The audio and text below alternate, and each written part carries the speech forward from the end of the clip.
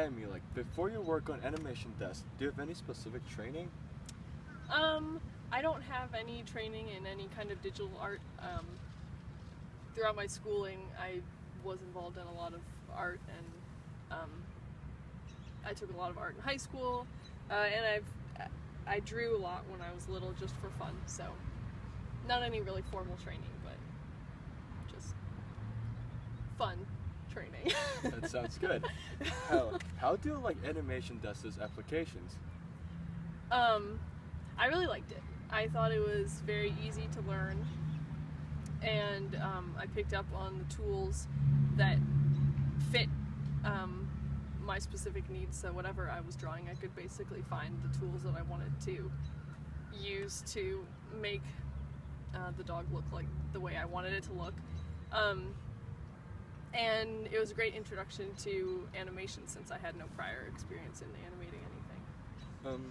So, how do you come up with the idea of drawing the dog for like the promo video? We kind of came up with it as a group, but I think that stemmed from the fact that one of the first things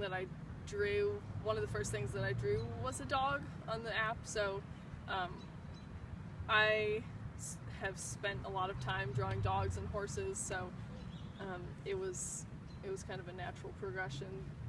We knew that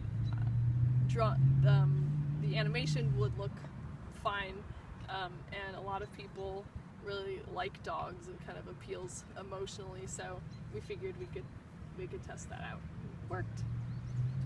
So can you tell me some of the favorite features from this application? Yeah.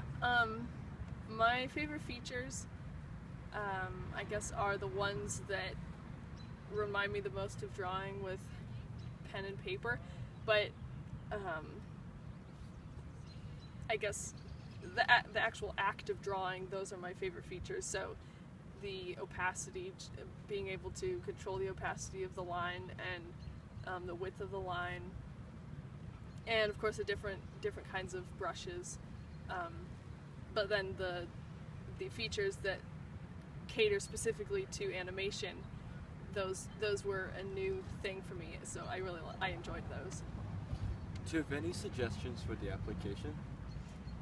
Yeah, one of the things that I ran into that frustrated me was that when I was trying to draw really small details like light in the eye and like hairs and stuff, since I was drawing the dog, I couldn't really get the detail that I wanted necessarily, and that was partly because when I zoomed in all the way when I was trying to draw those details, the line didn't get small enough, so that was kind of frustrating. But then one of the other things was that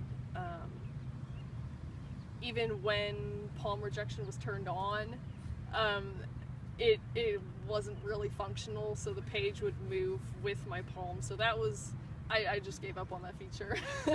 So originally I programmed the two stylus buttons as undo and redo, but they weren't reliable, and one of my frames, I don't know how it happened, but one of my frames disappeared, and it happened right after I pressed one of those buttons, so I turned them off.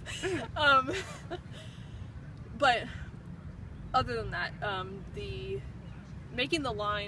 being able to make the line a lot smaller was my main frustration, I guess, just because I wanted to be able to get more detail in my drawing, but also palm rejection would have been very convenient, and that would have added to the experience a lot.